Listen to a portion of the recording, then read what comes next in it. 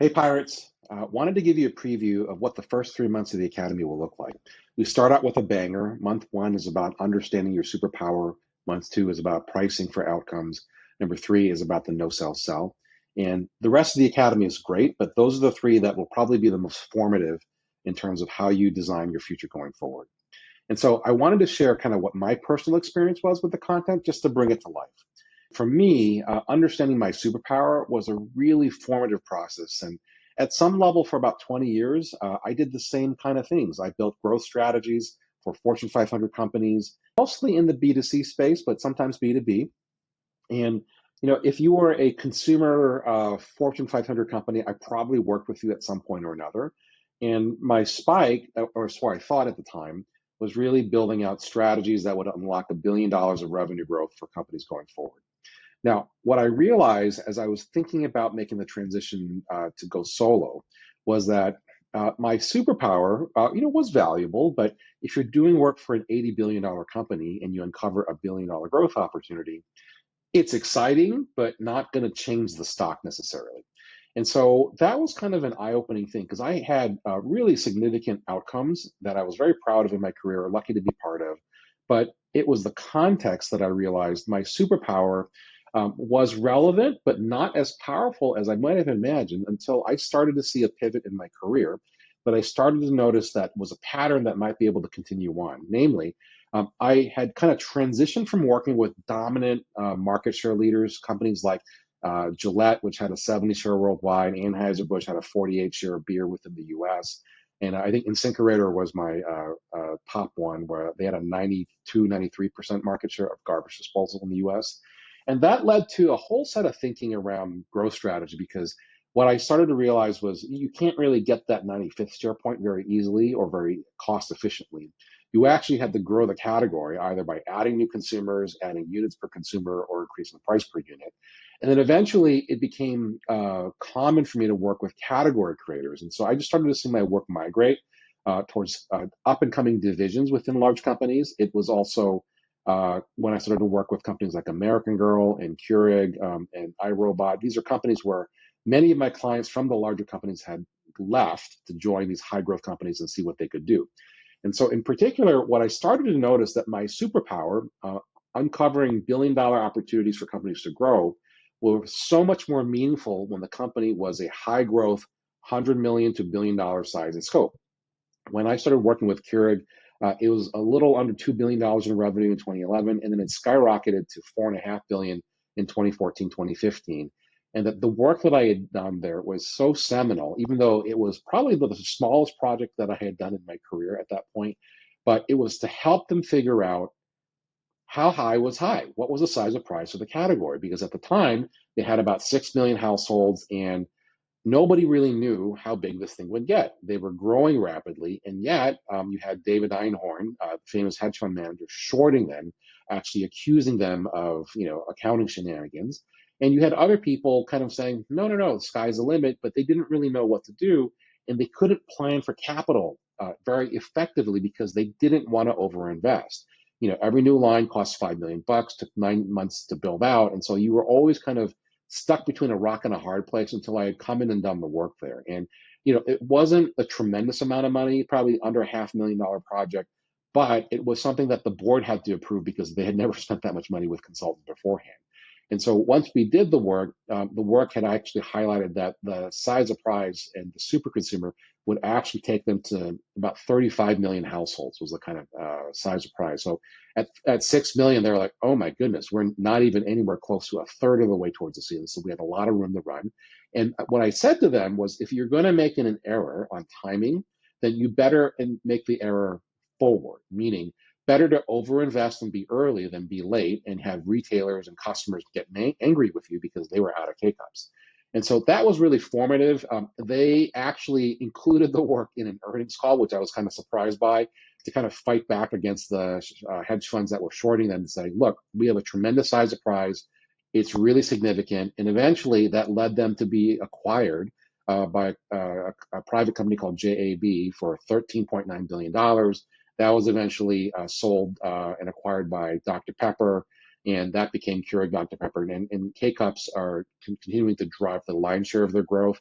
and they're in about 36 million households now today. So just really taught me that my superpower was even more super in a different context, meaning helping hyper growth companies that were about to be category queens scale to become and realize their potential and status. Because not only did they get the revenue and the EBITDA growth there, but they got the market cap and the EBITDA multiple that really helped them, actually, a revenue multiple in many cases, that added a significant amount to the market value. And that was actually when I realized I needed to pivot. I actually needed to leave my old firm, and that it almost guaranteed that I would be in a situation where I was the most expensive advisor they had ever hired. But if I could articulate and denominate the outcomes in terms of the outcome of market cap, as well as the multiple that they would get and the credit that they would get from investors to invest ahead and be early and not behind, well, that was invaluable. And that was a really critical part for me to understand my superpower and therefore understand where I needed to go. And that the clients that I would be working with would be smaller than I was accustomed to, more scared to bring me on because it would be a new thing, but that we would grow into the relationship together. And that was a bet that I could make very comfortably. So as we mentioned beforehand, month one was about what's your superpower. Month two is about pricing for outcomes. And month three is about the no sell sells. So one of the key things that I learned quickly on the pricing side was from my actually Keurig client. And so one of the key things that they had was they were both a value and a premium at the same time. At a 50 cents a K-cup, they were a value to Starbucks at $5 for a ding dong mochaccino, whatever, but also a 10x premium to Folgers, which might have been a nickel a cup. And so that kind of framing, when you are in between things that are not quite substitutes, but in the same kind of ballpark, but a premium and a value, helps kind of shake free your pricing from misconceptions that people might have and allow you to kind of dictate and articulate what your value is. And so for me, as I mentioned, helping hyper-growth companies find billion-dollar opportunities, I understood my spike. But in particular, the context that I wanted to mention was when those companies are trying to scale to go public or sell themselves to another private equity firm or a strategic buyer, that was really my sweet spot. And I learned that from Christopher as he would talk about the S1. And that was a journey that he helped me he was my Archimedes and my own personal super consumer, helping me understand like, hey, what you do in a normal business as usual context is great, but when you're doing it for a company that's trying to tell an investor story and trying to get a bigger multiple, that has enormous value. And that context would actually dramatically change how I would price and the confidence that I had going into it. So just to give you some background of where I came from, as I was leaving my old firm about 7-8 years ago, the Cambridge Group charged about $300,000 a month per team. And we were doing growth strategies for Fortune 500 companies. You know, we had a very good track record of delivering outcomes. And as a senior partner, I would typically have as many as 3 teams going at the same time. So I had about $900,000 of revenue going. So that would kind of amount to, you know, about 10-ish, $11 million of revenue capacity a year. Those economics were great. Now, normally consulting firms have about 30 to 40% EBITDA. It was a little depressed at Cambridge because we had sold our firm to Nielsen, which was, you know, great for us.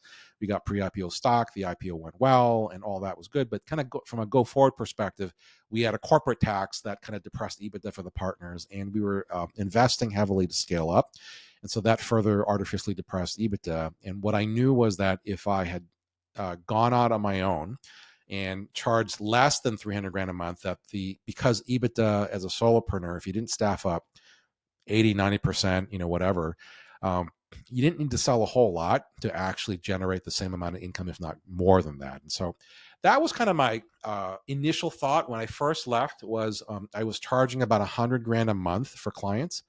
I would do 2 projects at any given time max because I was the one doing them. And that was kind of my pitch was, hey, at most consulting firms, it's bait and switch. You get very little of the senior person's time. You get most of the fresh out of school people's time, you know, so it's a teaching hospital.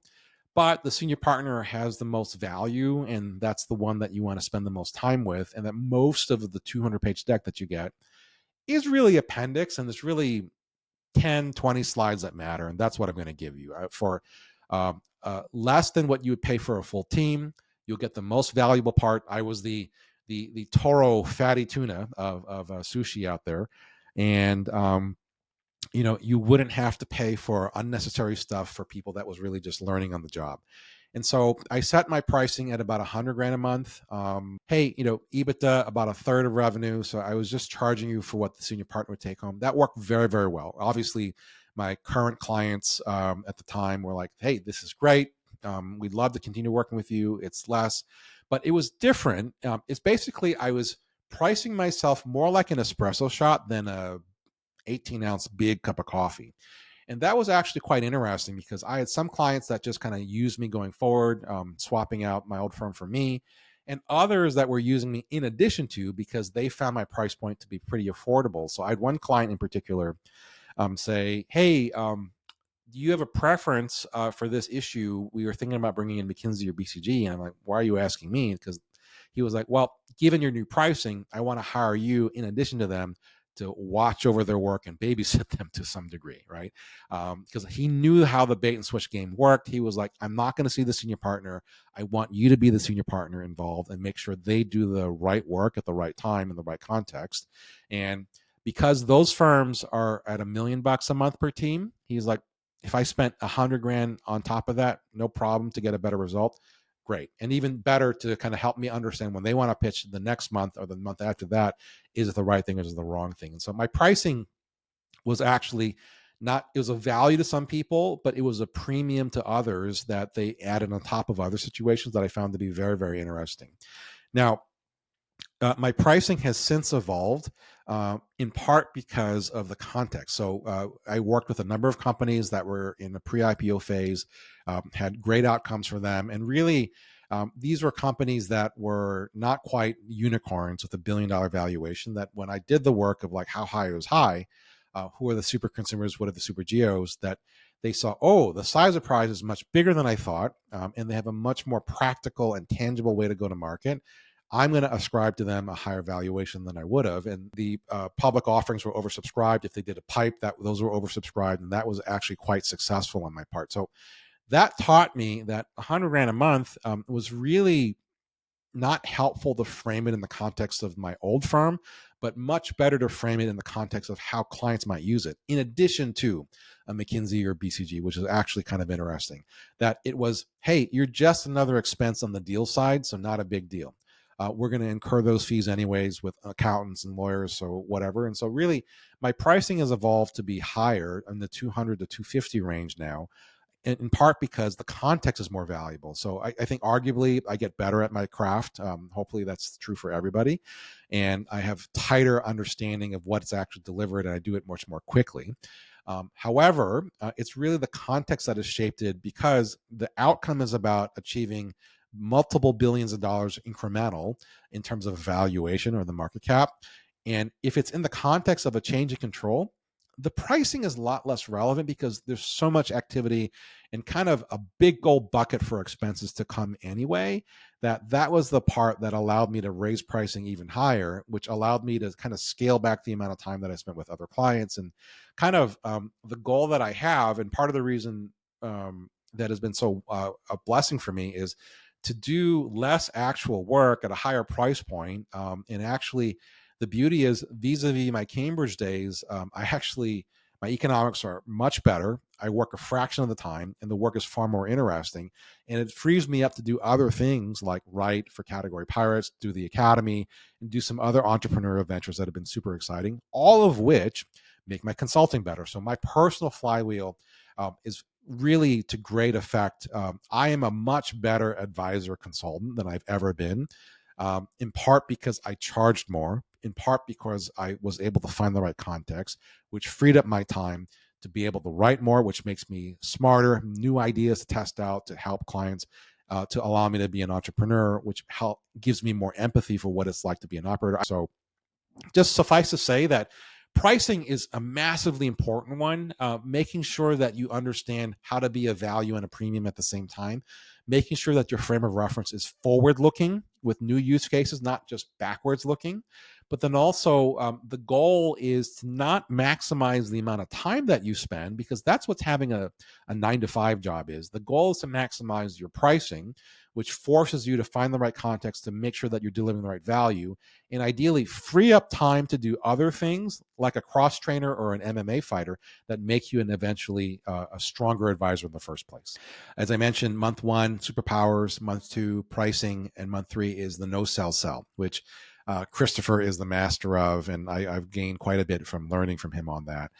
The no sell sell one was a very interesting one for me to learn. I also had some experience with at my old firm, just because my mentor and boss towards the end was a guy by the name of Steve Carlotti, who was a senior partner, a director at McKinsey.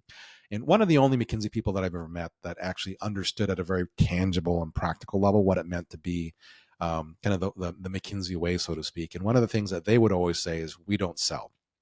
And in part, that was kind of unpacked for me, that you never want to push proposals or push work because it doesn't feel good. Consulting is a weird purchase in the sense that you're spending the amount of money that might buy you a house, but then the client might be expecting a house and you show up with a boat because that's what the client actually needs. And it's one of these very odd purchases that's very expensive. You don't know what to expect. And when you layer on category design and you're designing the future, there's even less certainty about what the actual outcome is going to be. So I had to learn empathy for this kind of transaction and relationship is an awkward, weird one. And that was important context, so that you can't force fit and push a weird, awkward, intangible transaction or outcome. You have to have pull and draw people towards it, which is really the kind of core concept of the no sell sell and how McKinsey doesn't sell, which was, hey, have a great conversation, be interesting and interested in a problem that they are trying to solve, be generous, articles, time jamming, white papers, whatever. And then eventually, if you just keep being radically generous and strategically tactical in terms of where you invest that time, a smart decision maker, a tough problem that you have value in, they're eventually going to say, how do I get more of your time and make this a formal relationship and bring you on board? And so, number one, that kind of aha was important, that you didn't need to sell to do work. You just needed to find the people that you wanted to work with in interesting problems and be a helpful guy in a smart way, and clients would come to you. But the second thing was that if a client is not ready to buy, even though you thought they were, that it's actually better to reject them than for them to reject you. Not because it's an ego thing or anything else like that. But remember, an advisory type thing or category design, these are not easy decisions to take on. And they are intangible decision points that you need to give people grace, that they need to be ready to do it. And if they're not ready to do it, then you're going to have a hard time in the problem on the project itself. And so Christopher always says, the more hee-haw there is in the proposal phase, the more, it's just a sign that it's going to be 10x more hee-haw during the actual work, and you may have dodged a bullet there. And so, one, remember that it's intangible. Two, you want to be a helpful guide to the right decision maker, and eventually the work will come to you. And if somebody is if they're kind of waffling, they're uncertain, that just means they're not ready. And it means that they don't quite understand, or you haven't quite articulated, or I haven't quite articulated clearly enough what the value of the outcome is going to be, which is why it's so important to niche down in what you do. For me, helping find billion-dollar opportunities for companies that are in hypergrowth, scaling to go public or sell. Very specific context. If you're in that, you're likely to want my help. If you're not in that, you're not likely to always want my help. And that's really clarifying. And it's one of those things where you can just say, no, timing's not right. So you're not a bad company or a bad client. I'm not a bad advisor. Timing's not right. Totally cool. Let's just kind of move on until the time is right with that.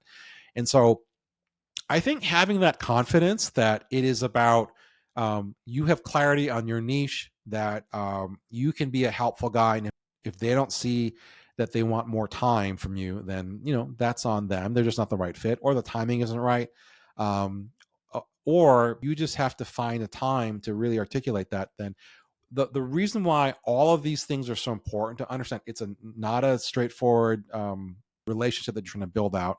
and timing has to be right, and the client has to be right, and you and your niche have to be right, then I think it really takes the pressure off of selling. Now, of course, if you are looking for work and your bills are piling up, that's going to be a scary proposition. But the important part to realize is that you have to have this discipline, because if you take on work from people that you don't want to work with, or it's not the right time, you're going to have a problem. That's going to lead to a bad outcome or a negative experience, and that's going to lead to bad word of mouth. And bad word of mouth can really kill your business. And so you got to be very, very careful about this. Now, so this is probably the most important area where the Jedi mind trick for yourself matters, because it's very counterintuitive. This is something that you have to remind yourself every day, that you got to rethink and reject the premise of I got to sell, sell, sell. No. I have to be generous. I have to make it tangible. And then I have to assess if the timing is right, the client's right, and I am the right fit for them. And so just to give you a personal anecdote, I had a very good client. He was a CMO of a company that I helped quite a bit. They were at 300 million in revenue. They got to $1.5 billion in revenue thanks to the work that we did together, which was great. And both the CEO and the president ended up wanting more time from me and to bring me on for things for that company. And that's tricky, because I was really taught early on that you can't have more than one client at any one company, because your loyalties are going to be split, and your client needs to know that you have their back first and foremost. And so I was always a little resistant. And then the president moved on to another company and wanted to bring me on. It was an ideal company in the sense of it was a hyper growth company. They were privately held, probably going to go public at some point. And the president respected my work, knew the playbook, and wanted to bring me on. But my spidey sense was just kind of not right. My CMO client was like, you know what? This guy can be a little transactional. It promises things and doesn't always follow through. Can be a little hard to read, and smart guy, but not necessarily somebody that I trusted. It was just one of those things where I knew that I was passing up work, but I knew that also I would be on my toes and a little more stressed out. I also was cognizant that part of the success that I had was due to my buddy, the CMO, and his ability to take my work and translate it into corporate speak and implement it in a way that was easier for them to execute, but also hold me accountable to make sure that my work wasn't too theoretical and was actually actionable there. And I waited a lot, and it was one of those like, you know what? I don't think this timing is right. I don't think I want to do that. And my client was surprised about the president. He was like, oh, I can't believe it. He was a little insulted, to be honest. And we don't really have a relationship now, which is, it's a bummer. But at the same time, I do feel like it cost me some revenue. But at the same time, my time got filled up by another client that was in a much better situation, where the relationship was much stronger. And I had the same dynamic that I had with the CMO, with his new CEO guy. And that was actually quite helpful. So, you just never really know. And part of this is a commitment to the craft and building your solopreneur outfit or your advisory firm. And just trust that the more you stay true and disciplined to your niche, to the pricing power that you had, because I knew the other guy, the president, would kind of beat me up on pricing when it came down to it. But also the no sell is a critically important part, because as an advisor or as part of a firm, you don't have unlimited capacity. And you actually want to cherry pick the right clients for the right time, the people in your niche, the people who value, who want the same outcome and will allow you to charge for what they want to charge. And the people that aren't in it to support you aren't going to be good clients, and you have to no sell them to make sure that they are the right people. And so it definitely is the hardest thing to execute in the first 3 months. And it may require you to think about, do I have to fire some clients or at least raise my price so that they don't want to work with me anymore? But if you are a missionary, you want missionary clients. If you are a missionary working with mercenary clients, it's just going to drain you of life. And I think it just sets the pressure and bar higher to make sure that you are even that much sharper in terms of what your superpower is. How do you price for that outcome so that you can no sell? It's all a synergistic flywheel. And at least in my case, it was important for me to not fill my dance card to the full so that I could do category pilots, so that I could do these entrepreneurship opportunities, so that I could take on an operating role, because ultimately those are the things that reinforce kind of what I do. And that the ultimate goal that you have is to understand your superpowers to such a great degree that you can continually raise your pricing to match the level of outcome that you're delivering, which should net out in a couple of things. You'll make more money, or you'll make great money, but also reduce the amount of time that you spend on doing advisory, which frees you up to do many other things, like build your craft and do the other things that might be fun for you.